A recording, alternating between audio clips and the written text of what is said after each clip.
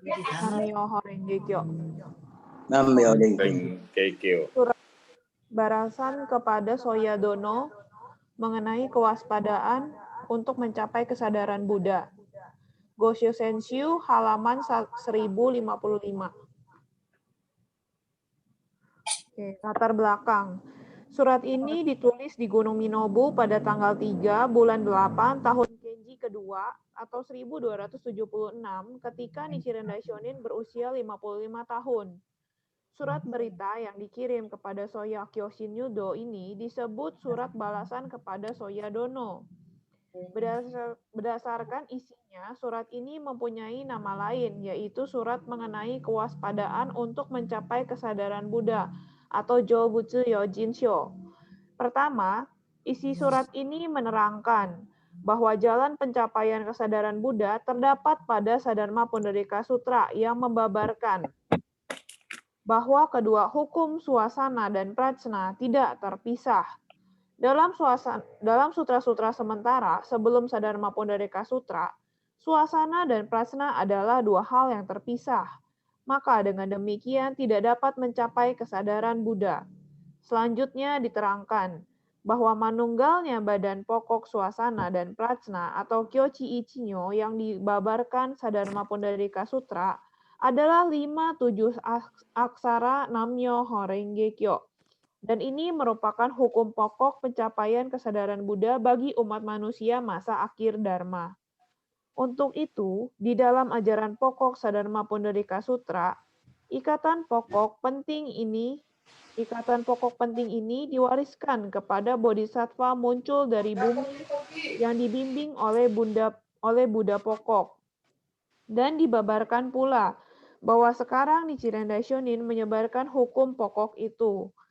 Dalam pewarisan tugas ini ada dua makna pewaris tugas atau fusoku, yakni umum atau shio fusoku dan khusus atau betsu fusoku. Nichiren Daishonin membimbing dengan tegas bahwa jika mencampur adukan kedua makna ini melupakan guru sumber pokok, mempunyai keinginan untuk berpindah kepada guru lain, Buddha lain, dan sutra lain, maka tidak dapat mencapai kesadaran Buddha dan terus berputar dalam penderitaan hidup mati. Kemudian, seandainya menjadi guru yang benar juga, jika melihat pemfitnahan Dharma tidak memarahi dan menyerangnya diterangkan bahwa guru dan penganut keduanya jatuh ke dalam neraka penderitaan yang tidak terputus-putus. Di sini dinyatakan bahwa Sadharma Pundarika Sutra adalah bibit. Buddha adalah orang yang menanam bibit itu dan umat adalah sawah. Bagaimanapun dianjurkan agar umat manusia masa akhir Dharma mematangkan bibit Buddha yang ditanam di dalam jiwa masing-masing berdasarkan guru yang benar dan hukum sesungguhnya. Guru yang benar adalah Buddha pokok yang mencakup ketiga kebajikan. Guru, ayah bunda, dan hukum sesungguhnya adalah Sadharma Pundarika Sutra atau Namyoho Renge Kyo, penanaman bibit dari kalimat tersirat. Dengan mendasarkan pada guru yang benar dan hukum sesungguhnya, semuanya dapat mencapai kesadaran Buddha. Terakhir diperingatkan dengan tegas, jika menyalahi makna seperti ini, Nichiren pun tidak dapat menyelamatkan hidup Anda di masa yang akan datang.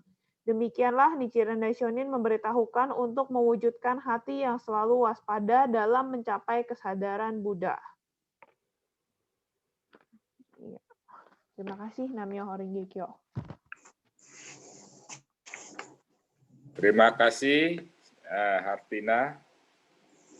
Selanjutnya, Bapak Letemea yang membabarkan. Namyoho Renge Kyo. Namyoho Renge Kyo.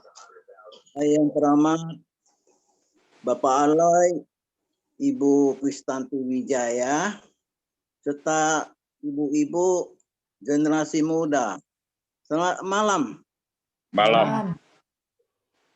Pada malam ini kita belajar mengenai Gosho pada bulan ini.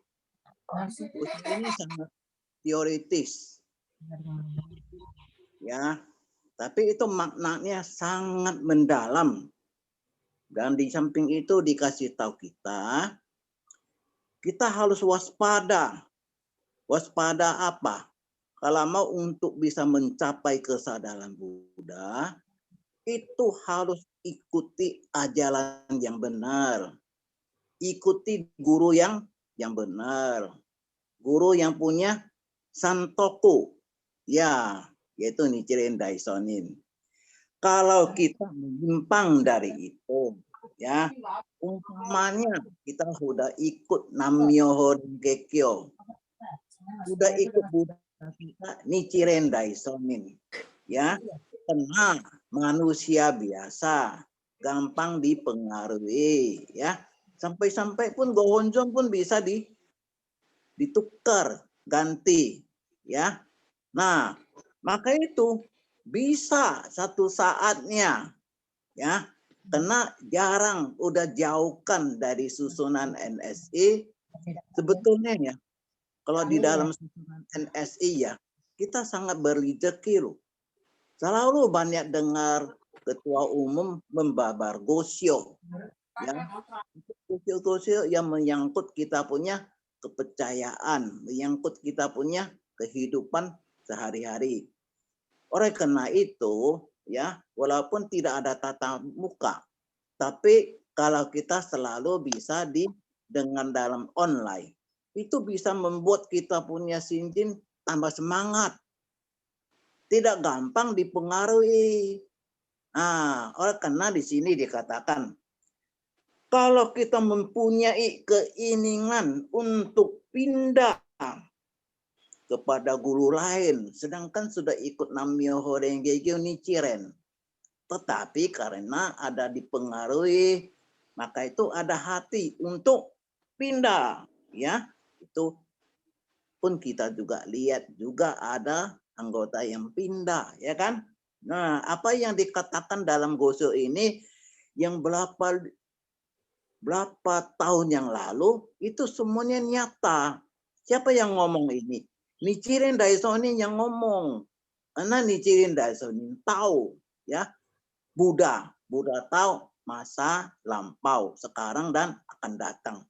Maka itu waktu hidupnya Nichiren Daishonin udah kasih tahu, kalau mempunyai keinginan untuk pindah kepada guru lain, tidak mau ikut Nichiren Daishonin lagi, ikut Buddha lain.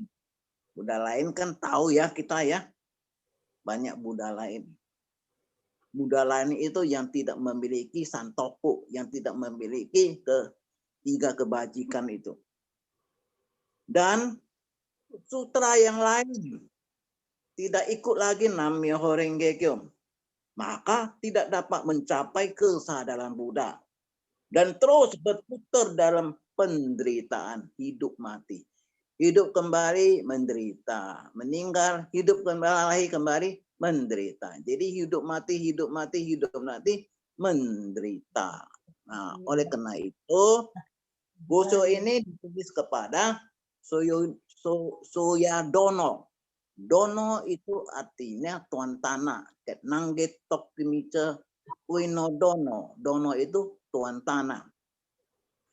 Jadi lain nama dari saya Dono itu yang lengkap itu adalah Soyokyoshi Nyudo, ya. Nyudo ada biksu. Biksu ada yang Chujia, ada yang Caijia. Caijia itu kayak Nyudo, ya. Nyudo. Kalau yang Chujia punya itu biksu, ya. Nah, jadi Kyoyokoshi Nyudo, ya. Dan lain dari nama surat ini juga adalah kewaspadaan untuk mencapai kesadaran Buddha. Hati-hati untuk mencapai kesadaran Buddha itu, kalau kita tidak ikut belajar Gosho ini, akan kita terkecoh. Jadi hati-hati. Karena itu harusnya ada waspada. Nah, nanti harus waspadanya apa? Nanti dalam Gosho ini lebih lengkap dikasih tahu. Di sini dikasih tahu. Itu sebelum Satdharma Pundalika Sutra, yaitu 42 tahun yang lalu, ya. itu mengenai suasana dan prasna, kyo dan chi. Itu terpisah-pisah, ya. Suasana, kyo, prasna, chi, berpisah. Oleh karena itu, berpisah tidak jadi satu, maka itu tidak bisa mencapai kesadaran Buddha. Nah, kalau kita tidak belajar, tidak akan kita tahu. Nah, di sini dikasih tahu Nichiren Daishonin bahwa untuk mau mencapai kesadaran Buddha, itu harus melalui Saddharma Pundalika Sutra. Penghubungnya itu adalah Nam-myoho Renge Kyo. Jadi suasana, kyo, dan chi itu harus manunggal, ya, tidak pisah. Nah, itu baru bisa mencapai kesadaran Buddha. Nah, sekarang kita coba ngerti sedikit. Itu suasana itu apa? Suasana itu adalah badan puluhan ribu hukum. Apa itu? Nah, itu adalah semua lingkungan, fenomena, perwujudan, kejadian, semuanya gejala, ya, kejadian apa yang terjadi di kehidupan kita. Nah, itu hukumnya dan peristiwa. Nah, ini adalah suasana. Nah, kalau mau lebih gampang dimengerti, yang apa yang tadi disebut tadi itu, suasana itu adalah bayangan. Supaya lebih gampang. Ya. Sedangkan prasna itu ada chi, kan ada chi e. Nah, ada chi e prasna, ya. Chi itu adalah chi e yang berarti prasna. Jadi prasna dan lingkungan itu menyatu. Artinya prasna sama suasana, ya, menyatu jadi satu. Nah, berarti prasna dan lingkungan itu menyatu secara gaib, dan itulah pencapaian kesadaran Buddha itu melalui Nam-myoho Renge Kyo. Itu apa yang dikasih tahu oleh Nichiren Daishonin. Kemudian di sini dikasih tahu Jittai Kensho. Nah, ya, suasana kyo dan suasana chi, yang dimaksud dengan suasana adalah badan puluhan ribu hukum. Yang dimaksud dengan prasna adalah rupa dari Jittai Kensho. Apa itu Jittai Kensho? Nih, Jittai Kensho itu sebagai suasana. Badan pokok puluhan ribu hukum menyinari diri sendiri sehingga mewujud menyatakan teori sesungguhnya. Dalam sini apa dari sutra ini maksudnya mau dikasih tahu mengenai Jittai Kensho. Yang dimaksud dalam surat ini adalah manunggalnya suasana sebagai badan puluhan ribu hukum, yakni Nam-myoho Renge Kyo, dengan prasnanya diri kita sendiri. Dengan apa yang ada dalam jiwa kita itu, ya, penghubungnya itu adalah Nam-myoho Renge Kyo, baru dapat mencapai kesadaran Buddha.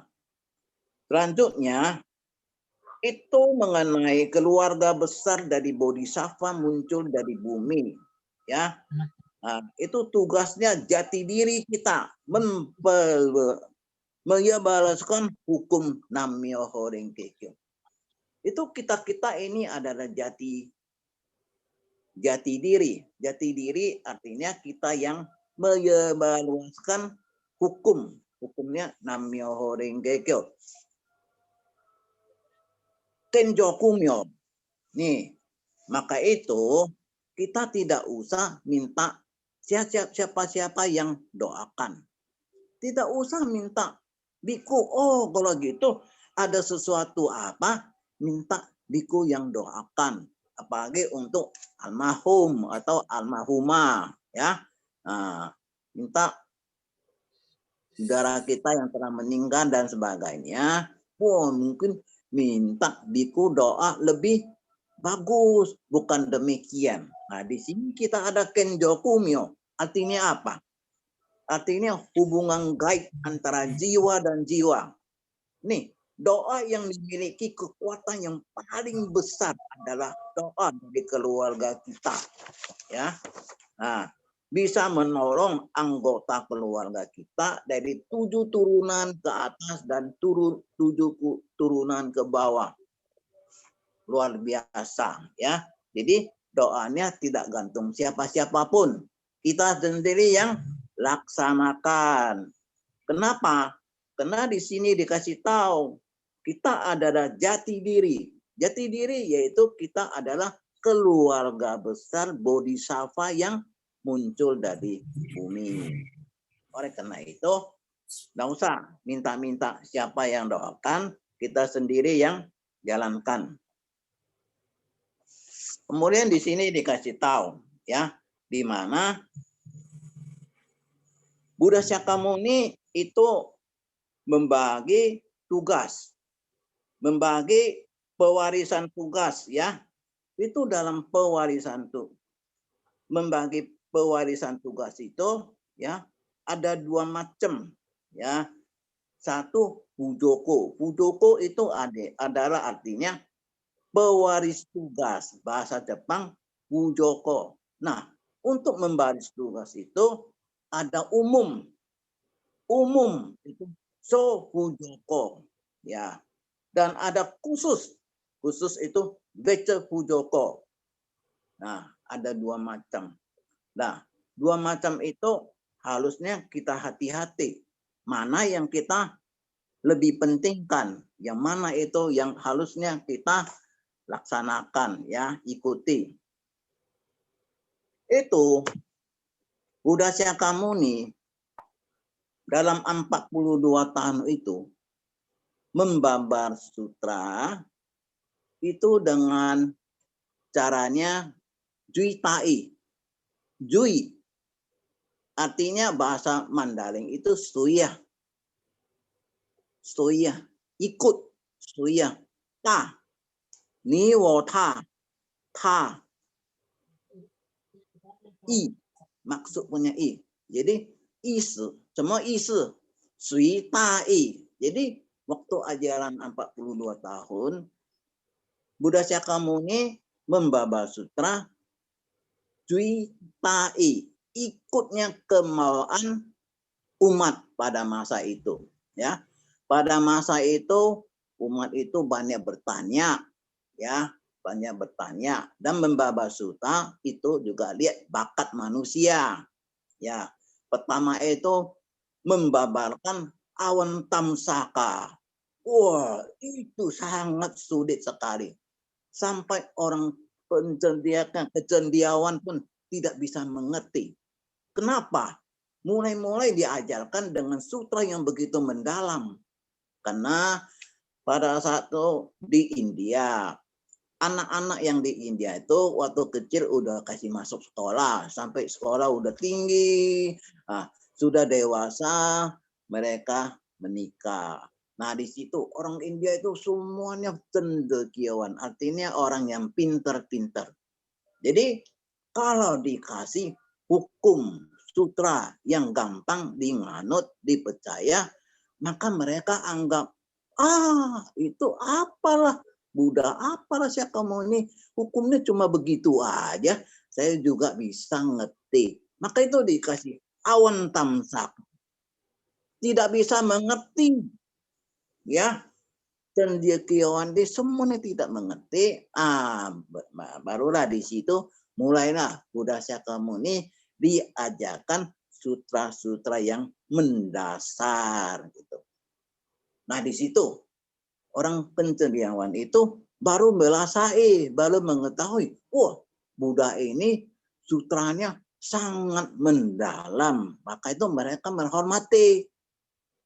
Nah, di situ umat bertanya, Buddha Shakyamuni menjawab. Umat bertanya, Buddha Shakyamuni menjawab. Dengan sistemnya begitu, namanya Zui Tai, ikutnya kemauan orang. Kemudian Buddha Shakyamuni masuk meditasi. Nah, kalau di Tiongkok itu kalau ada Shaolin itu, kalau yang suka nonton film Shaolin itu kan ada suhu-suhunya masuk ke goa, meditasi, duduk. Kalau kita meditasinya Bongyo Daimoku. Nah, Buddha Shakyamuni masuk meditasi. Diam sampai lama. Nah, begitu dia bangkit dari meditasinya, situ pertama itu dia ngomong sana Sherihote, situ ngomong apa? Nih, ini yang di bab kedua. Niji sesandu samai anyo go nigi go Sherihote sobuchi jin mulia. Kochie monangge nanyu isai syomon kesibut sobun noci. Nih, tiap hari pagi sore kita doa itu. Begitu udah bangun dari meditasi, langsung pada saat itu yang dimuliakan sedunia bangkit dengan tenang dari meditasinya, dari samadinya. Seraya menyapa Sariputra, dekati Sariputra. Ngomongnya, kealifan seluruh Buddha-Buddha adalah tak terbatas dalamnya, serta tak terkirakan. Pintu gerbang menuju kealifan ini sulit untuk dimengerti dan sulit untuk dimasuki. Tiada kau Cerawaka maupun kau Prateka Buddha yang dapat memahaminya. Nah, di sini pun juga Sherihote yang paling pintar. Kenapa Buddha Shakyamuni itu yaitu dekati sama Sariputra? Karena di antara murid Ananda, Sariputra dan sebagainya, yang paling cerdas itu Sariputra. Sariputra begitu pintar ya, tidak bisa mencapai kesadaran Buddha. Akhirnya melalui kepercayaan, percaya sungguh-sungguh, baru dia bisa mencapai kesadaran Buddha. Jadi ini membagi tugas pewaris tugas itu adalah di bab 21. Saddhamma Pundalika Sutra ada 28 bab. Ini di bab kedua, di situ kata-kata yang tadi saya sebut itu. Niding saya sandu samai anyo nikego sodo sopuci jinji mulia.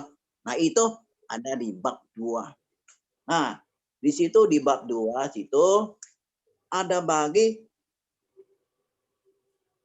tugas. Nah di situ Buddha Shakyamuni ngomong, hai murid-muridku, nanti setelah saya wafat, siapa yang bisa lanjutkan tugas saya? Oh, semua bodhisattva yang muncul dari bumi sebanyaknya 60.000 pasir-pasir seperti sungai Gangga itu. Artinya banyak sekali bodhisattva. Mereka angkat tangan. Saya yang lanjutkan. Buddha Shakyamuni bilang, kalian bukan bakatnya, ya, karena nanti pada masa mutakhir dharma dunianya sangat kacau, ya, kalian tidak kuat. Saya sudah melatih seorang, ya, jadi murid saya untuk melanjutkan saya punya tugas. Nah, mereka tadinya aneh, ya, kok dari dulu sudah latih. Sekarang Buddha Shakyamuni baru ada. Dari dulu sudah latih. Nah ini sebetulnya Buddha Shakyamuni jiwanya kekal abadi. Hidup mati, hidup mati, hidup mati. Nah oleh karena itu kalau kita bagian di Kirin Sosu kita mengetahui ya bahwa Buddha Shakyamuni bukannya lahir 3.000 yang lalu di India. Malahan Buddha sudah lahir pada masa yang lama sekali. Quran Jizdo. Sudah lama sekali Buddha sudah lahir. Maka itu dari masa lampau yang dia lahir itu, dia sudah melantik. Sudah melantik. Nah, itu siapa yang dia rantik itu? Itu di bab 21. Yaitu Jingrikibon. Itu ada di bab peyarahan. Bab peyarahan Dharma. Dalam bab itu 21 itu ada kekuatan gaib Sang Buddha. Kekuatan gaib Sang Buddha Syakyamuni. Dia menyerahkan Dharma tugasnya kepada Bodhisattva Jogyo. Bodhisattva Jogyo itu adalah Wisista Karita. Pemimpin dari Bodhisattva yang muncul dari bumi. Nah, jadi itu ada peyarahan tugas yang namanya khusus. Betul Hujoko. Itu yang khusus punya. Nah, itu adalah Hongge. Hongge Bosatsu. Nah, kemudian ada di 22 itu yang umum. So Hujoko. Pewaris tugas umum. Itu pewaris tugas yang sementara. Nah, itu dalam bab kedua-dua ini, Jokurui Bon menyerahkan tugas umum Sang Buddha membuat sesuatu serah terima secara umum atas dharmanya kepada seluruh bodhisattva yang muncul dari bumi. Ini yang umum punya. Ini yang sake, ya, yang sake yang sementara. Kayak yang tadi Wisista Karitra itu pemimpin dari bodhisattva yang muncul dari bumi, itu ada yang Hongge, ya. Nah, di sini tadi ada kasih tahu kekuatan gaib Sang Buddha.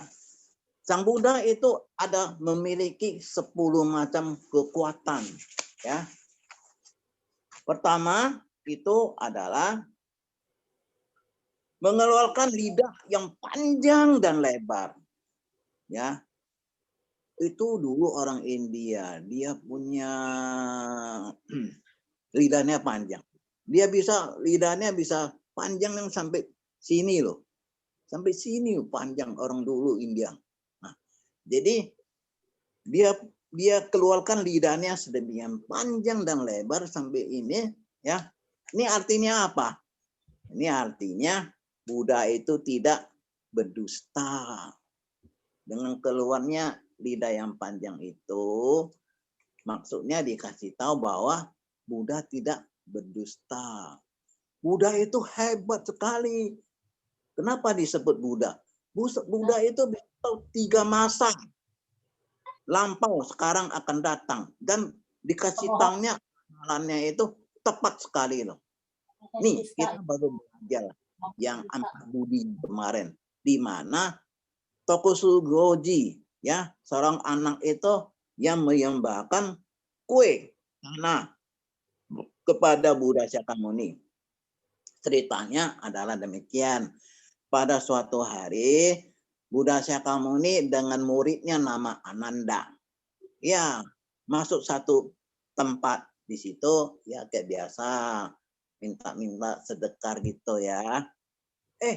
Pada saat itu 2 anak itu, Tokusudoji dan Doshindoji dan adiknya, mereka sedang main kue tanah. Ini Tokusudoji, abangnya, lihat Buddha datang. Wah, pengen sumbang sesuatu. Tapi pada saat itu nggak ada apa-apa. Jadi sedang main kue tanah. Jadi dari kue tanah itu dibikin, dari tanah itu dibikin kue. Kemudian adiknya dengan sikap anjali begini. Abangnya Tokusudoji sumbangkan kue mochi kepada Sang Buddha. Taruh di mangkoknya bakol, taruh di mangkoknya Buddha Syakyamuni. Nah, di situ Buddha Syakyamuni lihat sama muridnya yang nama Ananda sambil senyum-senyum. Ananda tanya, Buddha, Kenapa Anda senyum? Buddha katakan, Ananda, kamu harus tahu ya, ingat ya, nanti setelah 100 tahun kemudian, anak ini akan jadi raja. Jadi setelah Buddha Sakyamuni wafat 100 tahun kemudian, anak ini jadi raja Asoka. Nah, ini kenapa disebut Buddha tidak berdusta? Itu bisa lama loh. 100 tahun punya urusan juga Buddha bisa tahu. Nih, luar biasa kan? Nah, maka itu mengeluarkan lidah lebar dan panjang itu mensimbolkan artinya kata-kata Buddha tidak berdusta. Kedua, seluruh tubuh memancarkan sinar. Ya, coba kita lihat. Ada kayak Ibu Kristanti Wijaya lah. Kita lihat, wah dia punya wajah, ya bersemangat waktu ceramahnya. Ya lah, bersinar lah. Maksudnya cerah. Cerah, ya tentunya nggak bisa kelesinar, tapi cerah.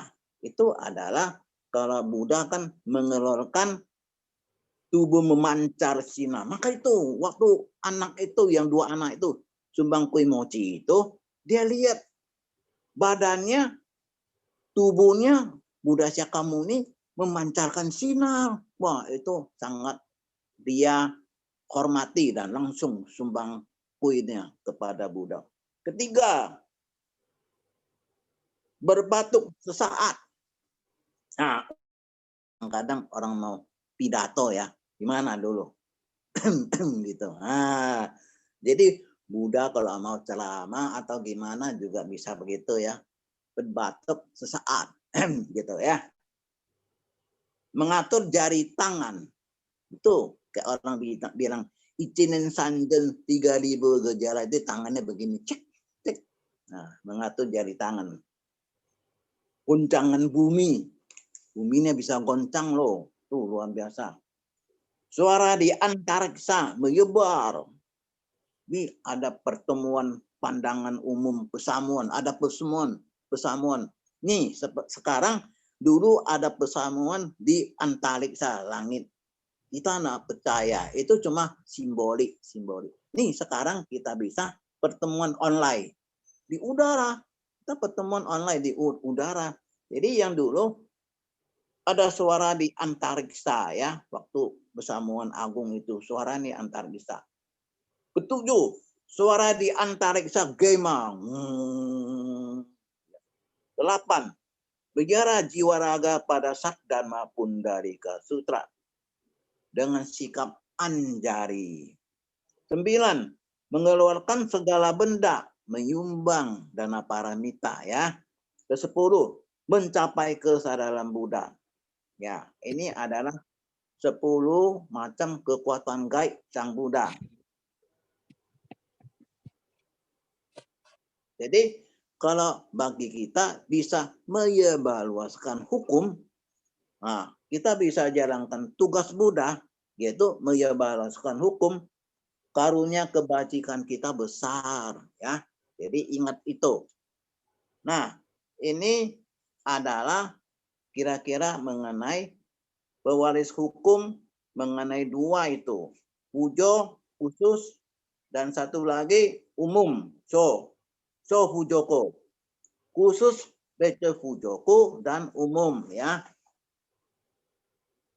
Kemudian di sini juga dalam Gosho ini juga ada menyinggung mengenai Buddha ada 5 mata ya. Kalau pertama itu adalah mata dewa.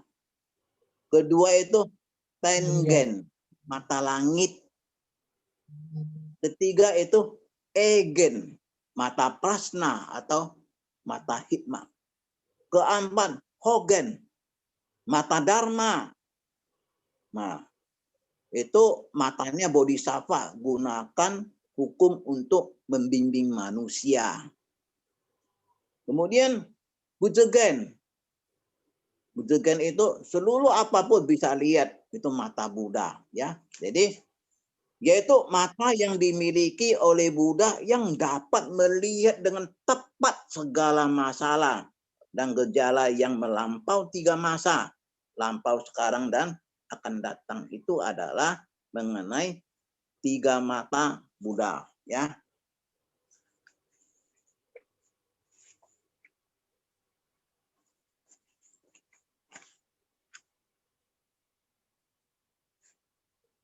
Nah, mengenai Kyochi Myogo. Kyo itu suasana, ya. Itu adalah semua lingkungan, fenomena, kejadian-kejadian, apa yang terjadi di kehidupan hukum dan peristiwa-peristiwa. Ini Kyo dan Chi. Chi itu adalah Chi atau plasna, ya. Itu plasna dan lingkungan itu menyatu, artinya Kyo dan Chi itu menyatu secara gaib. Nah, itu dapat, itulah pencapaian kesadaran Buddha melalui Nam-myoho Renge Kyo, ya.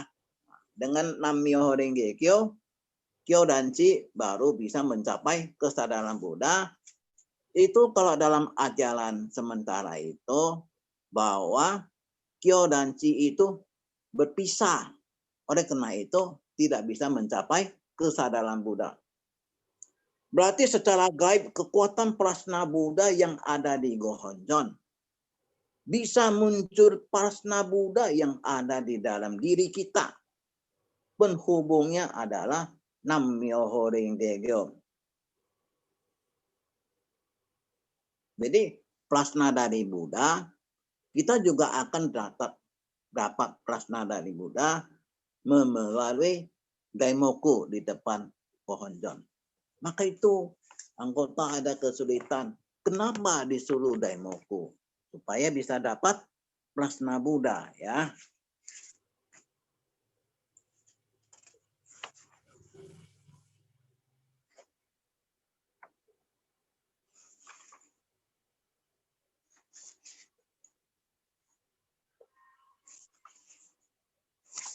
Mengenai Jigyo Keta. Jigyo berarti pelaksanaan untuk diri sendiri. Keta berarti untuk orang lain, ya. Kadang-kadang kita pikir, saya sendiri pun susah. Gimana saya bisa pikir orang lain? Nanti saya sudah ada uang, ya. Barulah saya bisa pikir orang lain. Udah katakan itu salah. Justru kita lagi susah harus pikir orang lain. Nanti baru kita dapat berubah nasib. Tapi kalau dalam kita punya pikiran, nggak bisa kita laksanakan demikian. Tapi seharusnya memang begitu. Harus jalankan Jigyo dan Keta. Artinya take and give, take and give. Nah, umpamanya kita makan terus ya. Kayak ketua umum bilang, makan aja makan terus. Udah kenyang sekali. Nanti nggak bisa makan lagi. Ada makan, ada keluar gimana? Ya, nanti juga bisa sakit. Jadi kita ada ambil, kita ada kasih. Maka itu, coba kita bilang thank you. Thank you dalam bahasa Indonesia itu apa? Terima kasih, ya kan?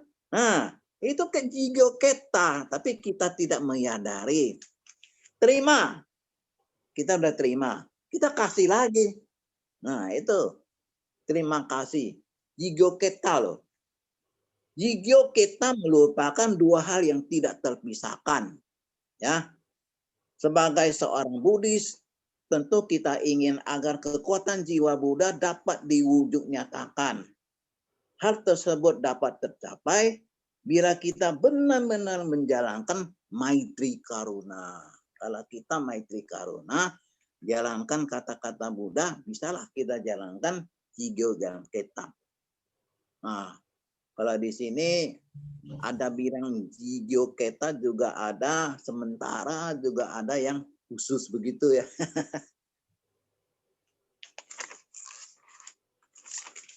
Kemudian di sini dikasih tahu. Itu pada pada masa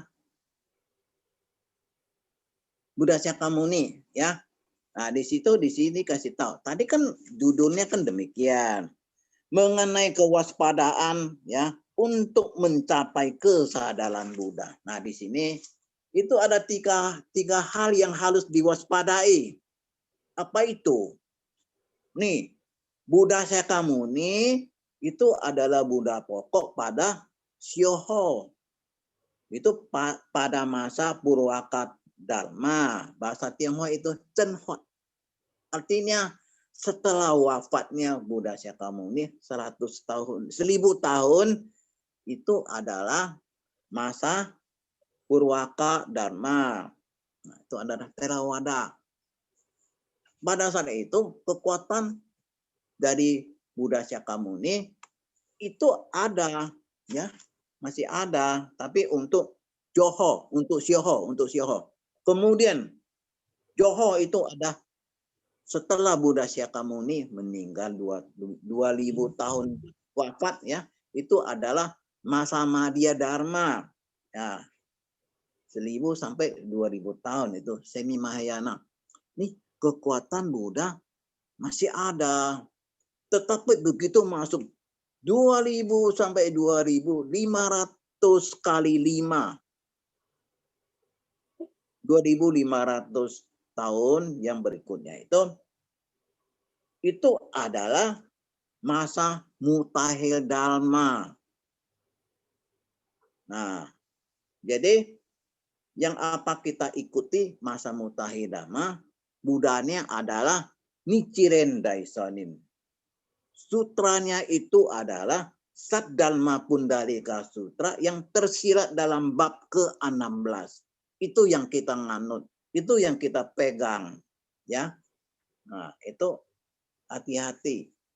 Maka itu sampai saat sekarang itu orang masih banyak yang pegang ajaran Buddha Shakyamuni, punya ajaran yang 42 tahun.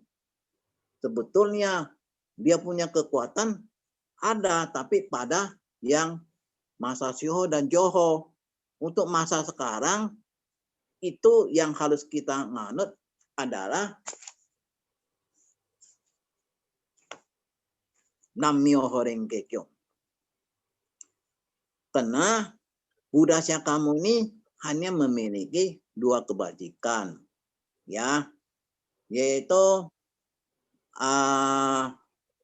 ayah dan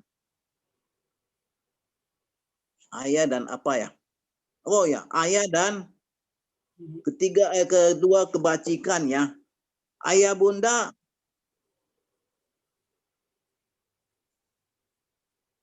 kalau Nichiren Daisonin ada santoku, ada 3 kebajikan, ya. Itu sebagai guru, sebagai ayah bunda. Nah, orang tua, ya. Kalau Buddha Shakyamuni itu ayah bunda satu apa ya tuh Buddha Shakyamuni, ya? Majikan. Iya. Tadi gua ada baca-baca, nggak tahu Rani kemana.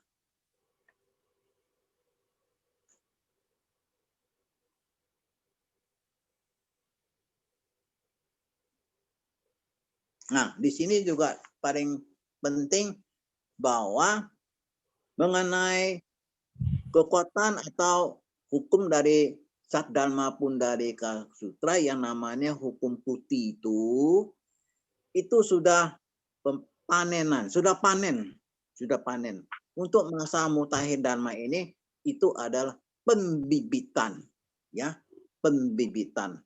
Maka di sini dikasih tahu kita, ya, bahwa itu bibitnya itu adalah Nam-myoho Renge Kyo. Buddha itu yang itu tanam, Buddha yang tanam bibit, dan manusia itu adalah sawahnya, ya. Jadi mengenai Buddha Shakyamuni itu sudah panen, sudah selesai. Sekarang yang jalankan itu adalah pembibitan, ya. Jadi intinya dari Gosio ini Nichiren Daishonin mau kasih tahu mengenai suasana dan prasna itu adalah 5 aksara Nam-myoho Renge Kyo.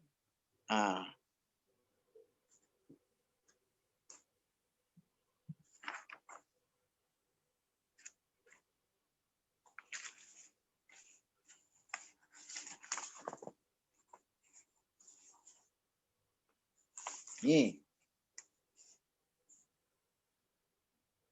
kalau Buddha Shakyamuni hanya 2 kebajikan, orang tua dan majikan. Kalau Nichiren Daishonin 3 kebajikan, santoko, orang tua, majikan dan guru. Maka itu di halaman 19 ya. Di situ ada mengenai Buddha Buceken. Buddha Buceken di situ dikasih tahu yakni membuka. Membukanya gimana cara bukanya? Nggak ada kuncinya. Ya.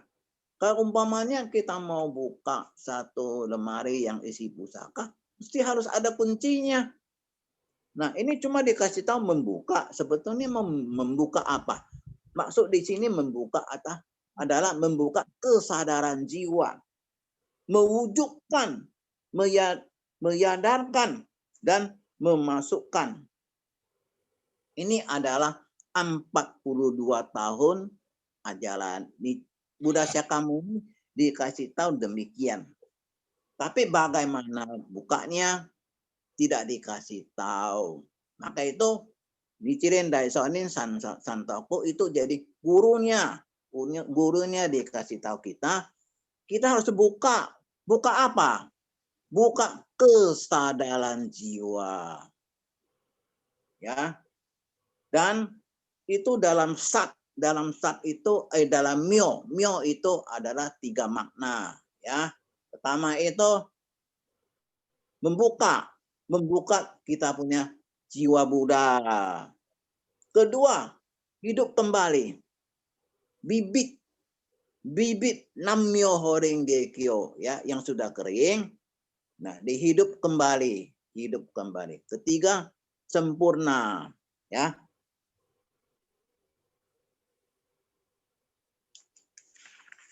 Jadi apa yang diutarakan oleh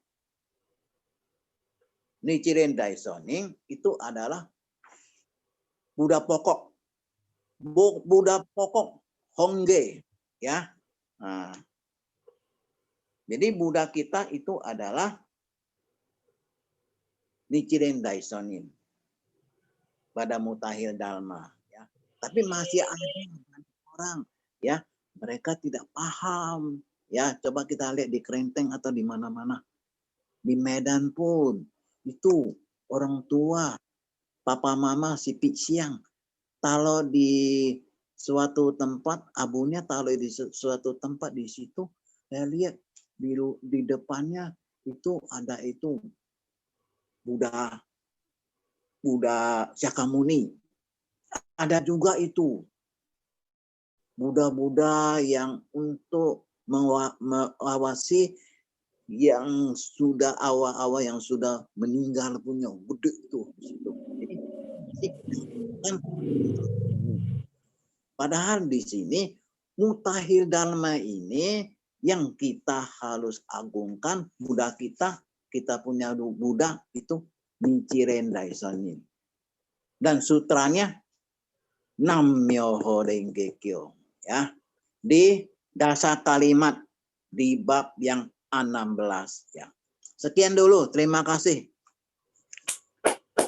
Terima kasih Pak Letemea.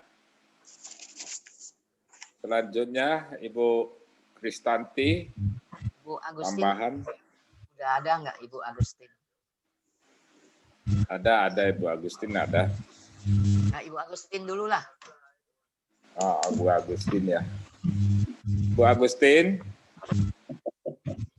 Nam-myoho Renge Kyo. Nam-myoho Renge Kyo. Pada Pak Aloy, Pak Letemea, Ibu Kristanti, Ibu Pithyung, Bapak-bapak, ibu-ibu, generasi muda yang bersama-sama hari ini kita mendengarkan ceramah Gosyo ya. Selamat malam semuanya. Malam. Salam sehat untuk semuanya ya.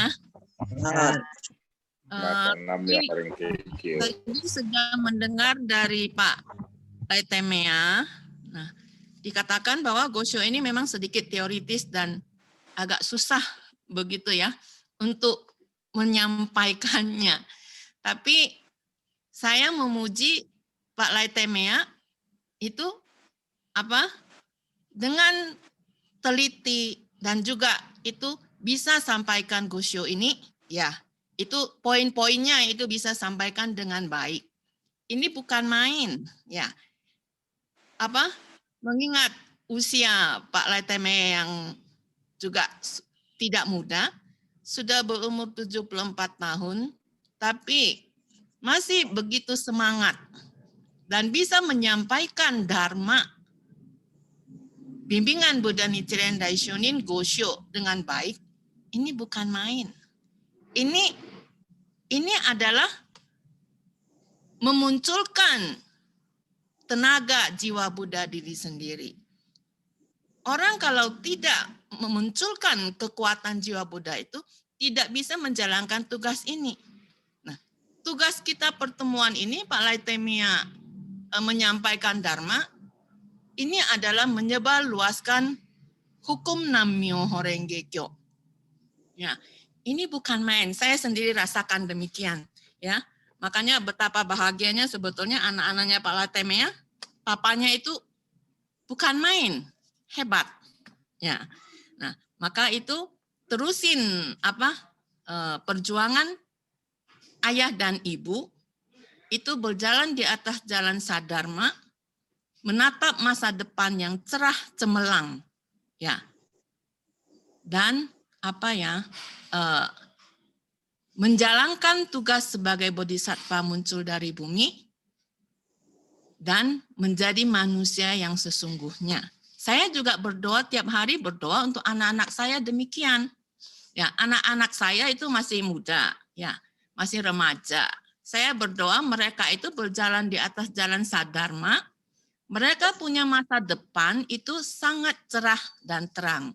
Mereka bisa berkarya sebagai manusia sesungguhnya, sebagai bodhisattva muncul dari bumi dan menyebarluaskan hukum Nammyoho Renge Kyo.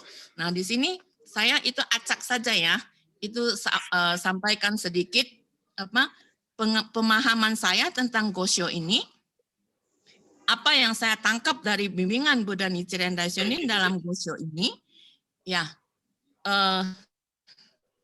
pertama-tama itu menjelaskan mengenai suasana dan prasna, ya. Suasana dan prasna manunggal menjadi satu, maka bisa mencapai kesadaran Buddha. Memang dalam ajaran Buddha Nichiren Daishonin sering itu banyak itu prinsip-prinsip hukum agama Buddha yang menjelaskan mengenai bukan dua, manunggal satu. Misalnya Sikisin Funi, ya. Jasmani dan rohani tidak terpisahkan, bukan dua, adalah satu. Kemudian ada Eshofuni, ya, subjek dan lingkungan bukan dua, adalah satu, tidak terpisahkan. Kemudian juga ada prinsip Shohojiso. Ada prinsip dasar ajaran mengenai Ichinen Sanjen. Nah, suasana dan prasna adalah satu, manunggal. Ini semua baik Shohojiso, Ichinen Sanjen, subjek dan lingkungan bukan dua, jasmani dan rohani bukan dua, adalah satu. Ini penjelasannya berbeda-beda, tetapi semuanya itu akhirnya mau terangkan satu hukum pokok, yaitu Nammyoho Renge Kyo, ya. Tadi juga sudah disampaikan oleh Pak Laitemea. Kemudian saya tidak lagi terlalu panjang lebar mengenai suasana dan prasna ya. Di sini saya hanya mengambil poin-poinnya itu bahwa Buddha Nichiren Daishonin, di sini ada bacaannya nanti. Buddha Nichiren Daishonin menerima air prasna dari Buddha Shakyamuni. Ya.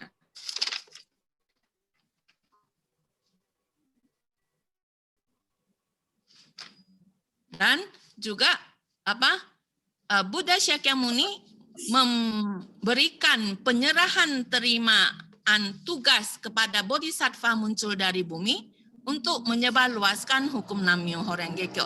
Dan Buddha Nichiren menyerah terimakan tugas kepada bodhisattva muncul dari bumi. Pemimpin dari bodhisattva muncul dari bumi ini adalah namanya Visisthakaritra. Nah, Buddha Nichiren Daishonin ini adalah pemimpin dari bodhisattva muncul dari bumi. Visisthakaritra yang pada waktu itu seorang diri, bermula dari seorang diri itu mengumandangkan Nam-myoho Renge Kyo dan menyebarluaskan hukum Nam-myoho Renge Kyo. Nah, di sini juga intinya ini ingin terangkan tadi itu Jetai Kensho. Jati diri kita itu adalah keluarga besar dari bodhisattva muncul dari bumi. Ya, kita sendiri juga sering diajarkan bahwa sadarkan tugas kita itu sebagai bodhisattva muncul dari bumi. Nah, kalau semua adalah bodhisattva yang adalah keluarga bodhisattva muncul dari bumi, tidak diragukan lagi kita sendiri adalah murid-murid yang dibimbing pada waktu masa lampau yang jauh, telah dibimbing oleh Buddha Shakyamuni. Ya, pada masa lampau Kuon Ganjo yang jauh, ini kita sendiri sudah ada waktu itu, sudah dibimbing oleh Buddha Shakyamuni, dan di dalam Sadharma Pundarika Sutra, tadi dikatakan bab 21, di situ ada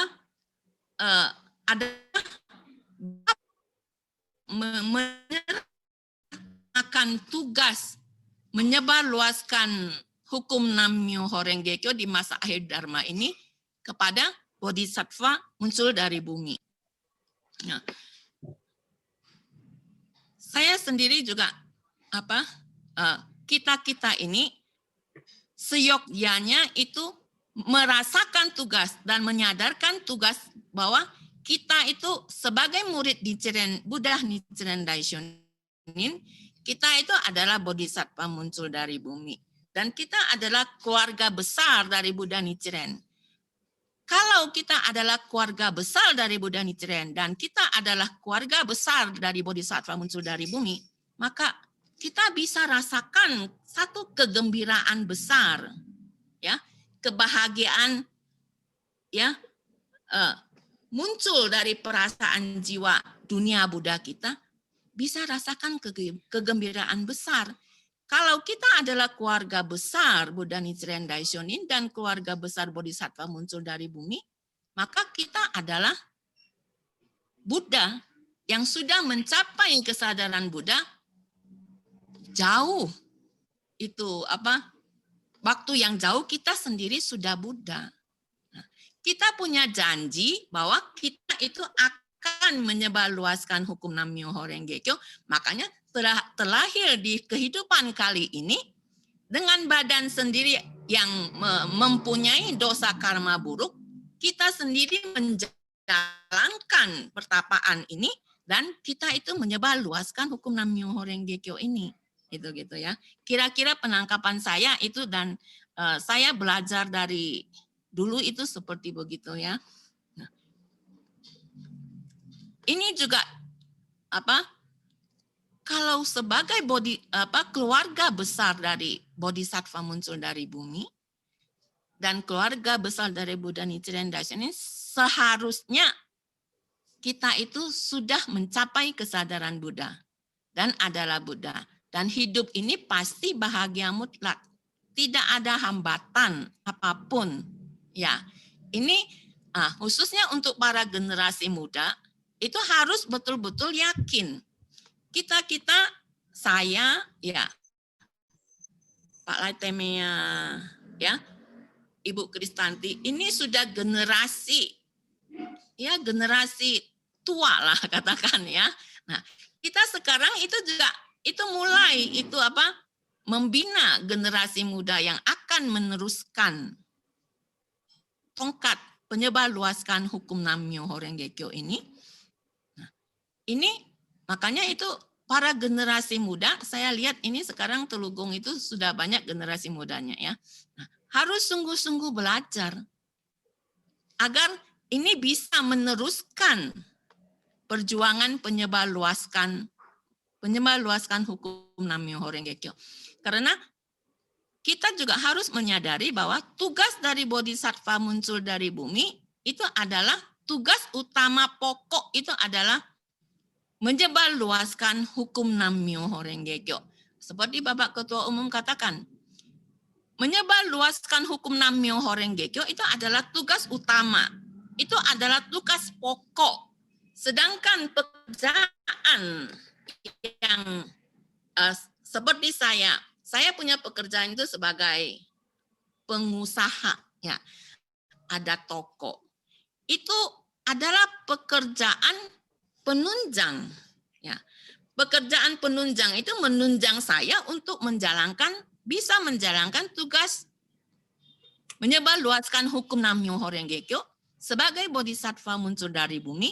Tugas pokoknya itu adalah hanya satu-satunya, yaitu menyebarluaskan hukum Nam-myoho Renge Kyo. Ini pun adalah perilaku yang paling agung, paling mulia. Kita tiru Buddha punya perilaku. Karena Buddha sendiri, ya, dengan susah payah, Buddha itu mempunyai 3 kebajikan. Sebagai majikan, sebagai orang tua, sebagai guru. Nah, segala kesulitan itu diterima oleh Buddha, tapi segala kebaikan itu diberikan kepada umat manusia, kepada anak-anaknya. Inilah santoku dari Buddha. Nah, Buddha Nichiren Daishonin mengalami begitu macam-macam rintangan penganiayaan. Semua kesulitan diterima oleh Buddha Nichiren Daishonin sendiri, dan kebaikannya dengan susah payah menahan penderitaan, penganiayaan, dan meracik satu obat manjur Nam-myoho Renge Kyo ini diberikan kepada seluruh umat manusia. Minumlah obat ini. Maka ini adalah obat manjur bagi penyakit seluruh umat manusia. Minum obat ini, segala penyakit apapun itu dapat disembuhkan. Ya, punya kesulitan kesehatan, punya kesulitan ekonomi, punya cita-cita yang besar itu begitu. Dengan satu obat manjur yang diracik oleh Buddha pokok, Buddha Nichiren Daishonin, semua keinginan kita itu akan dibimbing, dituntun. Gohonson membimbing kita punya hidup. Kalau kita sungguh-sungguh percaya kepada Gohonson dan laksanakan, pasti itu menuju pencapaian kesadaran Buddha. Ya, ini generasi muda khususnya saya itu sampaikan itu percaya, ya. Hari-hari itu semakin memperkuat kita punya hati kepercayaan kepada Gohonson, dan ya ini aktif untuk belajar Gosho itu dan mengerti dasar pokok bimbingan Buddha Nichiren Daishonin. Hukum Buddha Nichiren Daishonin itu adalah demikian. Bimbingan Buddha Nichiren Daishonin itu adalah demikian. Ada pelajaran Shohojiso, ada pelajaran Ichinen Saden. Ini ada pelajaran suasana dan prasna manunggal jadi satu, maka akan tercapai kesadaran Buddha. Nah, kemudian di sini ada satu poin lagi, itu adalah Buddha Nichiren Daishonin bahwa judulnya juga adalah mengenai kewaspadaan untuk mencapai kesadaran Buddha. Di mana kita tahu bahwa jalan menuju pencapaian kesadaran Buddha itu banyak rintangannya, akan dihalang-halangi oleh iblis. Nah, di sini sangat penting untuk dalam kehidupan hari-hari juga kita punya sikap, kita punya perasaan jiwa itu harus selalu dalam keadaan waspada dan hati-hati. Jangan itu kita lengah. Nah, kalau dalam kondisi COVID sekarang kita pikir kita sudah udah capek, udah 9 bulan, kita sudah mulai lengah. Nah, itu begitu. Nah, atau jangan sampai demikian. Waspada dan hati-hati itu harus begitu, ya. Apalagi di zaman masa akhir Dharma seperti sekarang ini, di mana hati-hati manusia itu demikian, itu keruh dan kotor dan tidak bisa diterka. Ya, itu kita betul-betul harus waspada dan hati-hati. Apa yang kita lihat sekarang itu? Jari-jari kita itu memainkan HP, mengetik segala macam pendapat kita di Instagram kah, di manakah, akhirnya itu karena tidak waspada, karena lengah dan timbul itu tai, ya, tidak hati-hati lagi, akhirnya itu jadi gagal. Ya, banyak itu kita lihat di sekarang itu, ya, orang gagal karena itu tidak hati-hati, akhirnya terjerumus ke dalam masalah yang berurusan dengan polisi karena ngomongnya kasar, ada macam-macam demikian. Itu hati-hati, ya, dengan sikap kita. Apalagi harus hati-hati dalam jalan mencapai kesadaran Buddha. Dalam salah satu gosyo itu melompati pintu naga, ya, di situ dikatakan orang mau menjadi Buddha, ya, ikan itu mau menjadi naga, melompati itu gunung, itu air terjun pintu naga itu mendapatkan itu serangan dari kanan kiri atas bawah demikian. Jadi waspada dan hati-hati. Jangan sampai kita itu teledor dan akhirnya kita gagal mencapai kesadaran Buddha. Apa itu satu? Apa yang harus kita waspadain? Itu adalah perasaan jiwa Taiten. Nah, di sini juga ada dikatakan, ya, ada 2 makna itu. Ingin mencari guru yang lain, melupakan hati, melupakan Buddha pokok, ingin mencari Buddha lain, ingin mencari guru yang lain. Ini artinya kita punya sinjin, kita punya hati kepercayaan itu goyah dan taiten. Ini adalah sila bagi kita-kita itu murid-murid Buddha Nichiren Daishonin, apalagi bodhisattva muncul dari bumi. Nah, dulu sering diajarkan jangan taiten, ya. Jangan mundur dari hati kepercayaan. Nah, mundur kalau kita itu tidak waspada, kita mulai terpengaruh.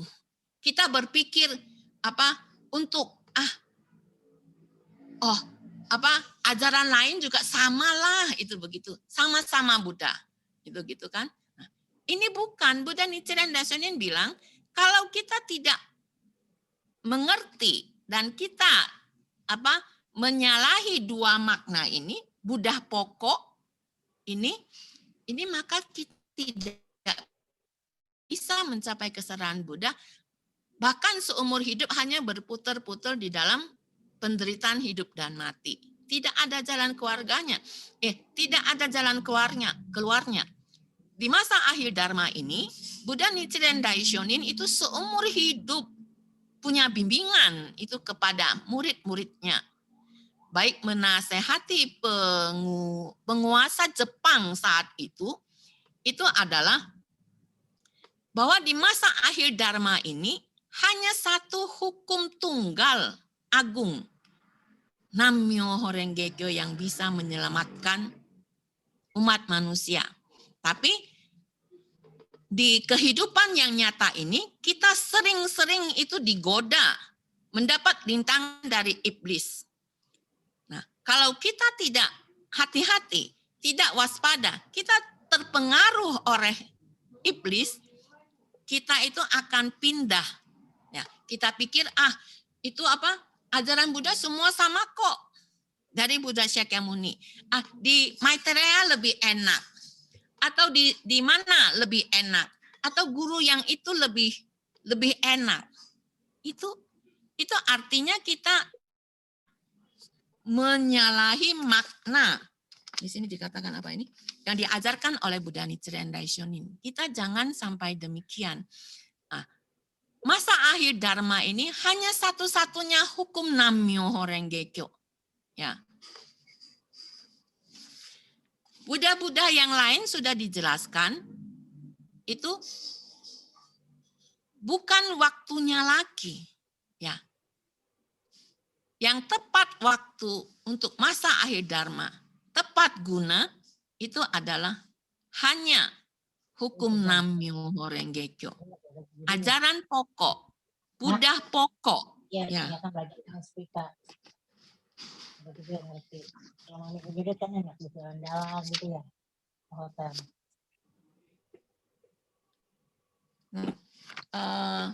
Ya, saya kira itu kemudian di sini saya sedikit menangkap bahwa suasana dan prasna. Prasna juga ada prasna yang baik dan juga ada prasna yang buruk. Ya. Suasana pun ada 10 macam suasana. Ada suasana dari dunia neraka, ada suasana dari dunia manusia, ada suasana dari dunia surga. Ada suasana dari dunia bodhisattva, ada suasana dari dunia Buddha. Kita manusia akhir Dharma yang dikatakan itu hanya mempunyai mata, daging, manusia biasa. Kemudian kita punya prasna juga, prasna yang dangkal, yang hanya bisa membedakan panas dan dingin. Maka kita harus pinjam prasna Buddha dan pakai prasna Buddha di dalam kita punya kehidupan sehari-hari. Karena prasna Buddha itu sangat dalam dan tidak terbatas. Dikatakan Buddha itu mengetahui masa lampau, masa sekarang, dan masa akan datang. Bahkan Buddha tahu dia punya masa lampau itu, dia pernah lahir di mana, dia pernah jadi apa, namanya siapa, dia tinggal di mana. Itu prasna Buddha itu demikian dalam, tidak bertepi dan tidak terukur. Kita manusia biasa yang mempunyai prasna yang dangkal ini, kita harus mengikuti, pakai prasna Buddha. Nah, prasna Buddha itu ada di mana? Prasna Buddha yang ada di hukum Nammyoho Renge Kyo. Ada di dalam Gosho-Gosho, bimbingan Buddha Nichiren Daishonin. Ini semua adalah prasna Buddha. Ya.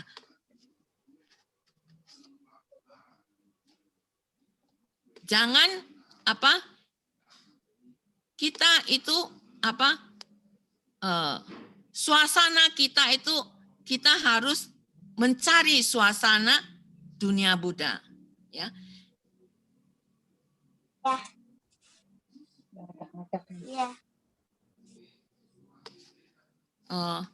Ya, saya pikir saya juga tidak bisa terlalu panjang lebarnya.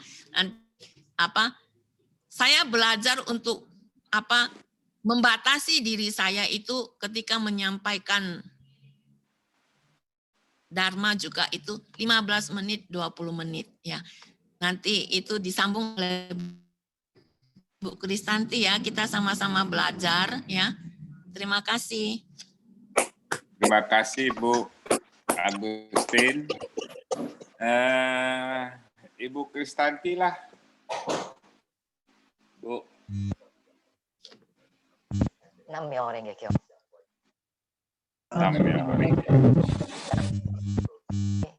Letemea, Bu Agus, Bu Herman, ibu-ibu semua, GM semuanya.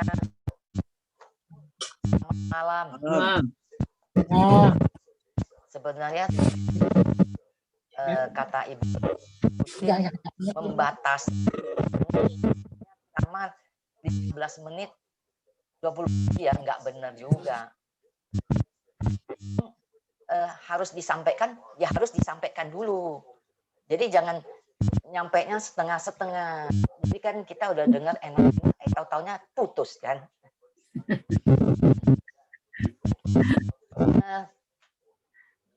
Ini hari kita memang Gosyo ini ya. Kalau dengar dari KU ya ceramah hari itu kan apa pendalaman ya. Dari jam 1 sampai jam 6. Pada mabok. Mabok juga kan. Nah, padahal ya itulah yang cuma sih katakan prasuasana dan prasna jadi satu, itu udah jadi Buddha. Itu sana kan. Suasana itu lingkungan kita, fenomena yang ada di depan kita. Itu lingkungan, tetangga, semua perasaan dikatakan perasaan, pikiran yang kelihatan, yang tidak kelihatan itu suasana. Ya. Kalau kita itu suasana kan adalah kyo. Kyo itu suasana itu adalah gohonson. Gohonson itu dari Sandai Hiho. Nah ini kita harus juga paham ya. Gohonson dari mana? Gohonson dari Sandai Hiho. Ya. Banyak gohonson, kalau kita lihat banyak gohonson ya. Ada orang bilang gohonson ini paling cun. Gohonson yang dari siapa? Dari biku yang paling cun. Kalau begitu salah sekali ya. Makanya Nichiren Daishonin ya ingin meluruskan semua kekeliruan tentang ajaran pada zaman itu. Ingin meluruskan. Makanya dikasih ini mengatakan kewaspadaan untuk mencapai kesadaran Buddha.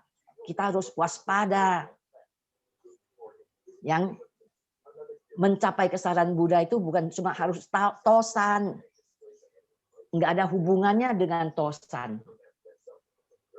Mencapai kesadaran Buddha bukan mengatakan kita enggak tosan udah enggak sah, enggak ada itu.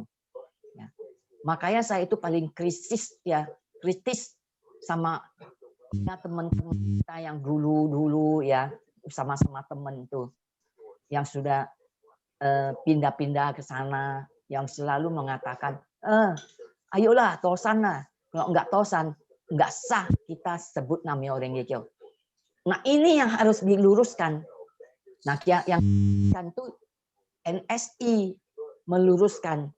Makanya kenapa saya merasakan kalau ada yang mengatakan ya biarin lah dia udah memang ke sono, dia juga Namyo Renge-kyo. Nah kita Namyo Renge-kyo, dia juga Namyo Renge-kyo.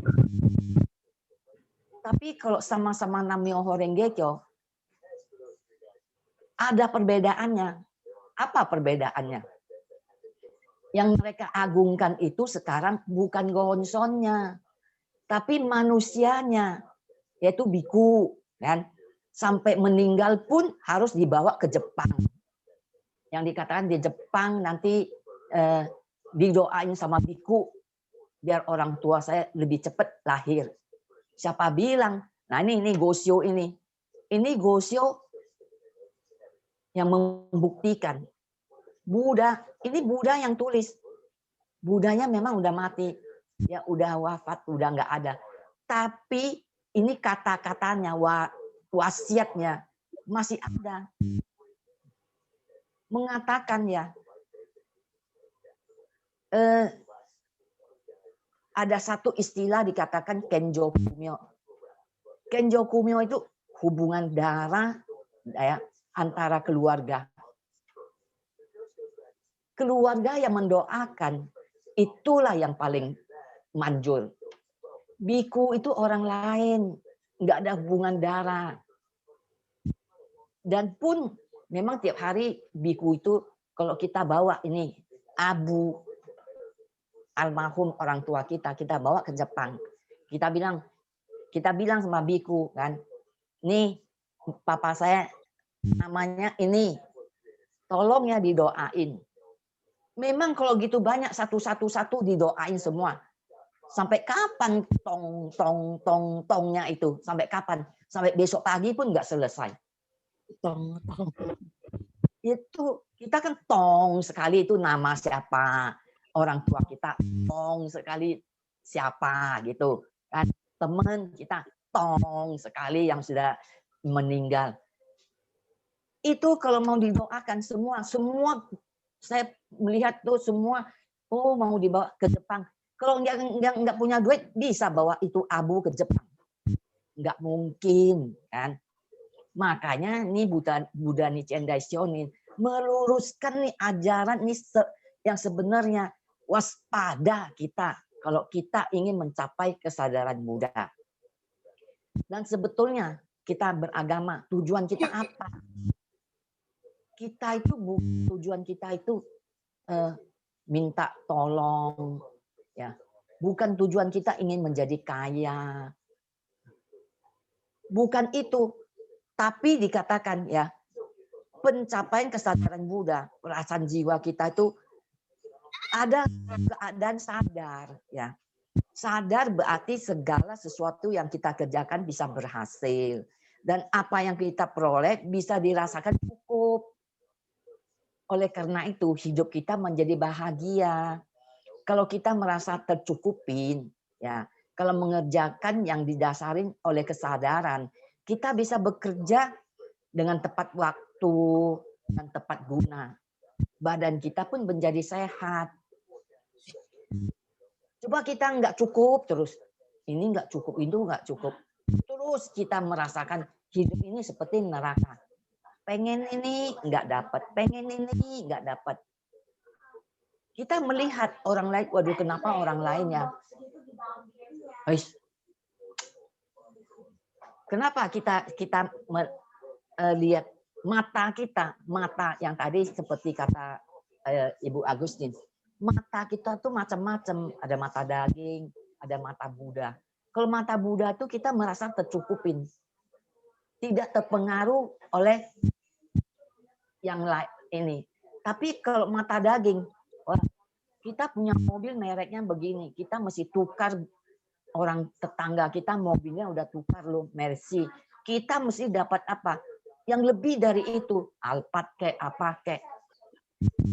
Yang ada mengatakan mobil itu menjadi identitas kita, maju atau kita mundur dalam kehidupan. Semua tadi dikatakan Ibu Agustin, semua itu cuma sarana. Sarana kita untuk menjalankan tugas Kosen Rufu ini. Jadi kita itu waspada dan dikasih gosyo.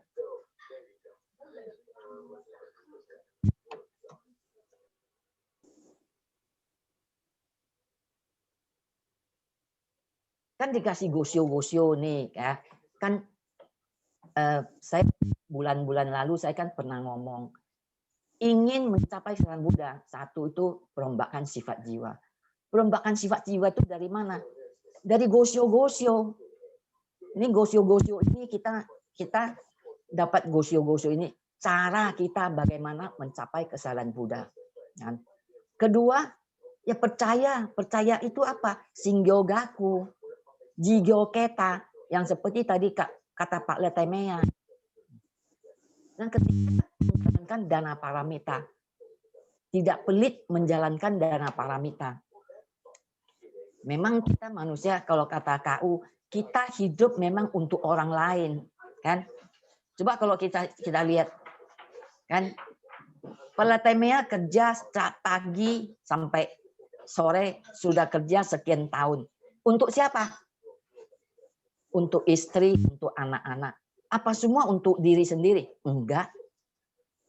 Untuk apa lagi? Untuk menjalankan tugas Kosendofu. Kita memang hidup untuk orang lain, bukan untuk diri kita sendiri. Nah, itu yang dikatakan jigoketa, kan? Yang seperti Pak Letemea tadi menjelaskan tentang jigoketa. Kita kalau berdana paramita, jangan takut. Saya bisa jadi enggak ya? Kalau saya kasih sekian, uangku bisa kurang enggak ya? Ya. Cuma ada istilah katakan, the more you give, the more you get the return. Semakin kamu berani kasih, semakin banyak yang akan kembali. Itu hukum alam. Kalau ini kita pelit-pelit, malah kita nggak dapat apa-apa. Saya itu nggak punya usaha apa-apalah ya. Tapi tiap bulan tetap berdana paramita. Walaupun tidak banyak, tetap berdana paramita. Dan kalau lagi pergi, umpamanya sebelum pandemi ini, pergi, juga butuh banyak duit. Bawa sekian, pulang udah habis. Nah, ongkos taksi lah, segala lah. Nah, dulu kita bisa klaim lah, tapi lama-lama masa kita klaim terus kan? Ya kita nggak klaim lagi.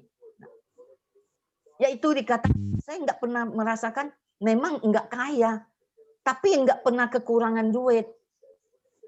Ada aja lah pokoknya. Jadi saya nggak merasakan, saya takut, wah nanti habislah duitku. Saya nggak pernah takut begitu. Kenapa? Itu kita sering kita sering mendengar semangat kita dipacu terus. Ada yang mengatakan nanti habis kuota lah, takut inilah, nggak ada habis pulsa lah. Apa duitnya masih utuh juga? Ya enggak juga. Itu Ibu Lisian bilang ya, itu yang Bogor, dia bilang 1 bulan dia bisa habis 400, 300, 400 ribu loh untuk pulsa kuota. Saya bilang, Ibu lebih baik itu aja langganan IndiHome kayak apa kayak, itu kan 300 ribuan. Ya, makanya sekarang dia bilang baru tahu nih langganan ini rupanya pakai wifi cuma 300 ribuan. Sudah suami istri udah bisa pakai. Kalau enggak dia sendiri aja bisa 300 ribuan sampai 400. Nah belum suaminya. Nah sekarang bisa ketemu pakai wifi ya, langganan wifi ya 300-an ribu. 300-an ribu kita bukan kita buang ya, kita bilang kita buang enggak. Tapi dapatnya banyak. Semangat jiwa kita dipacu. Jadi kita jangan takut kalau habis kuota lah, apalah. Jangan takut. Jadi di sini ya, dikatakannya. Yang itu ya ada tadi yang dikatakan Jitai Kenjo.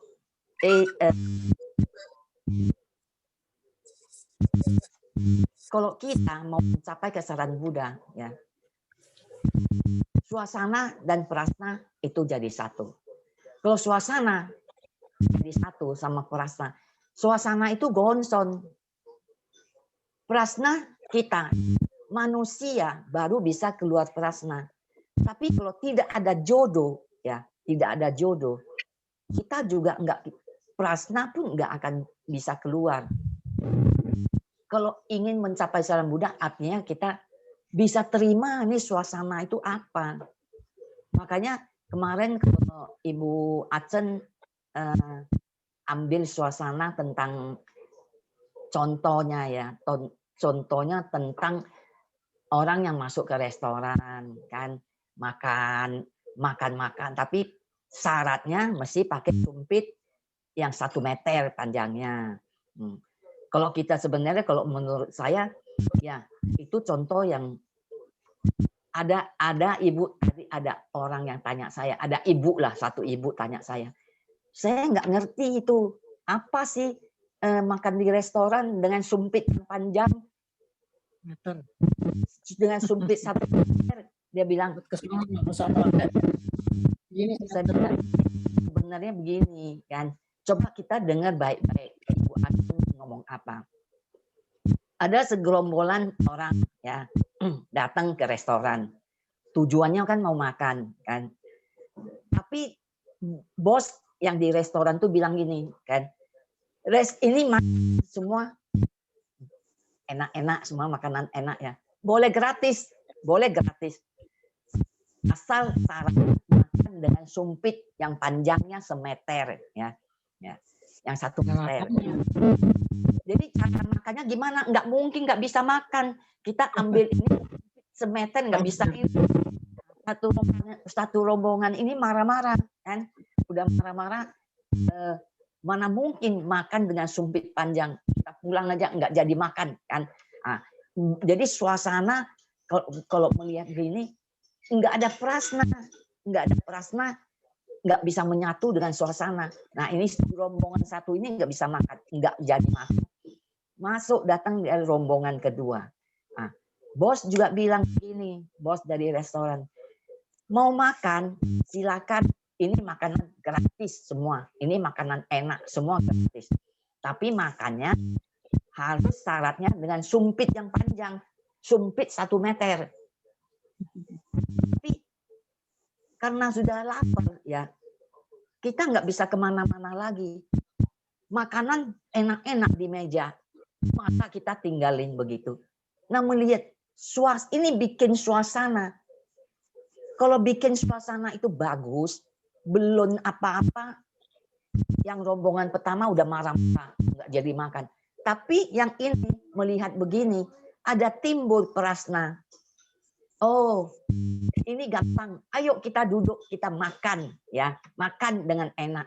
Nah ini suasana. Saya ambil ini, saya suapin kamu, kamu suapin saya. Kan panjang. Ibu Herman duduk di situ di depan saya. Ibu Herman ambil makanan, suapin saya, suapin Ibu Herman. Nah, itu kan makanan jadi makan kan semua. Sama-sama makan. Itu punya prasna.